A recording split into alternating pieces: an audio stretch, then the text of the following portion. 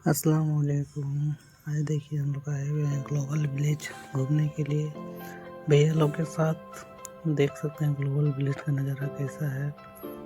ये देखिए हम लोग सब साथ में चल रहे हैं, भैया लोग भी हैं साथ में और हम लोग आज आए हुए हैं ग्लोबल विलेज घूमने के लिए। ये बाहर का नज़ारा है ग्लोबल विलेज का, तो सब कोई साथ में घूम रहे हैं एक साथ में ही, आप देख सकते हैं। और ये इजिप्ट बाहर जाने का रास्ता है। ये भी सब बाहर का नज़ारा है, अंदर का भी गए नहीं है। आप लोग देख सकते हैं कितना अच्छा खूबसूरत नज़ारा है। ये दुबई का है ग्लोबल विलेज। अब हम लोग अंदर देखिए,